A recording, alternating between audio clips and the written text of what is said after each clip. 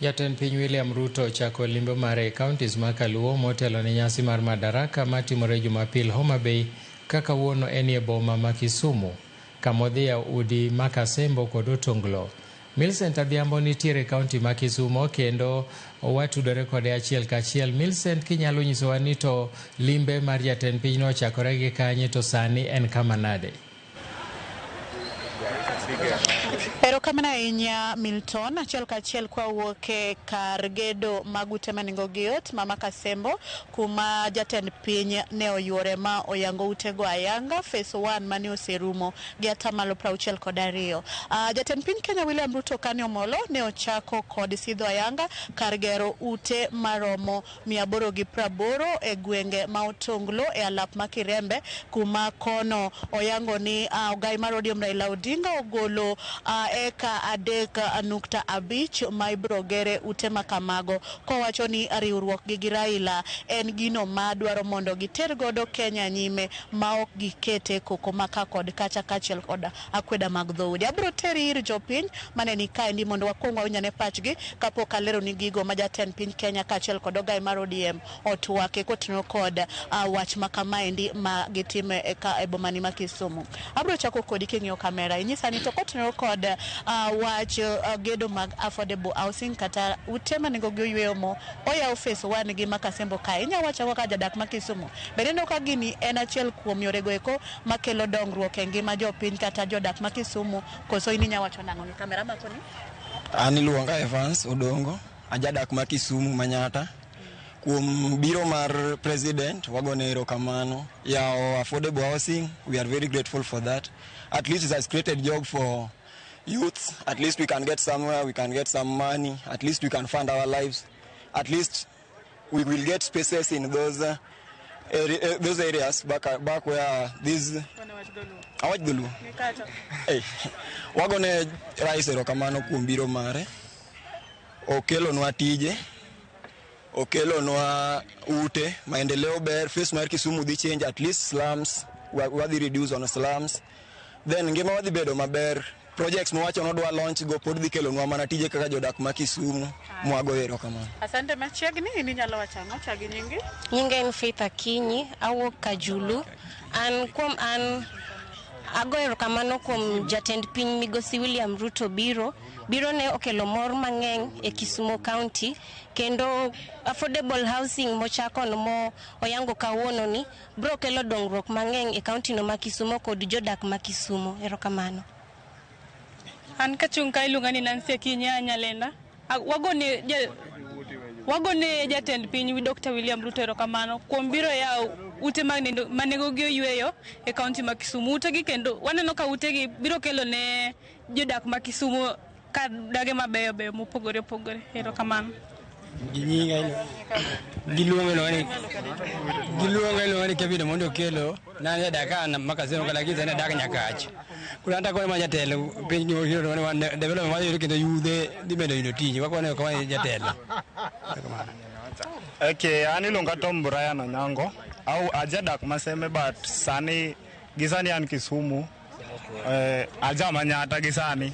Koro e wachi Ruto mar biro mar Ruto konyowa kamae nikech kobiro ogero udi mag affordable houses konyowa improving lifestyle, like koro ogolo slums, ogolo ude but kaka ogolo od chuodho od mabati but affordable housing ni kaka bende anyalo chaka wache kendo anyalo penjo Ruto ni en affordable adieri koso en wach nikech udigi kiwache ni en affordable but an ng'at modak e slums ok anyal biro dak e wiye malo kae 30,000 gi wiye nikech ket kacho ndiki 1.5 million nikech janyuolna kaka koro janyuolna samoro en an kata siling 500 e juma to dwe idani mondo ichul 1,000 kata 300 and above.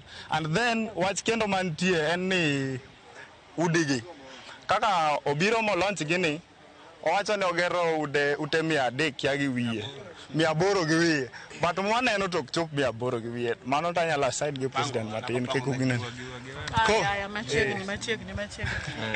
Asante sana kwa majina naitwa Silas Sirengo natoka Bungoma lakini nafanya kazi hapa Kisumu kwa affordable housing.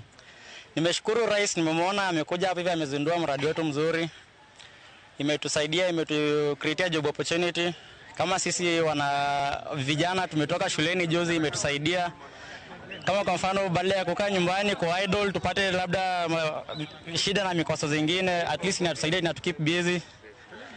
Tuna feel free, tunajua imetusaidia kwa kama kwa mfano tumekosa kazi, ukikaa huko nyumbani hakuna kitu tunaweza fanya. Imenisaidia kuungana na Wajaluo huku hivi, tumejua tumekaa kama mashemeji. Na nashukuru sana, asanteni. Ngamaka omugik.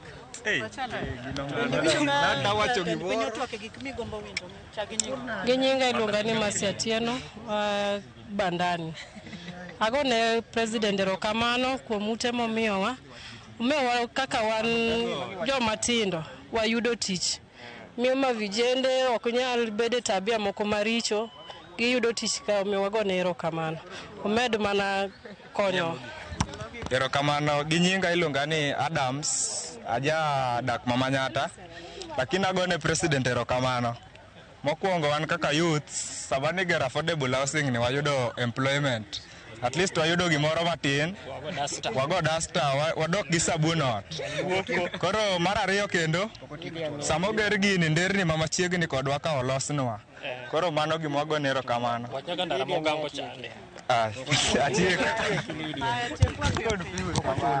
An kuom nyinga iluonga ni Tano Wuor.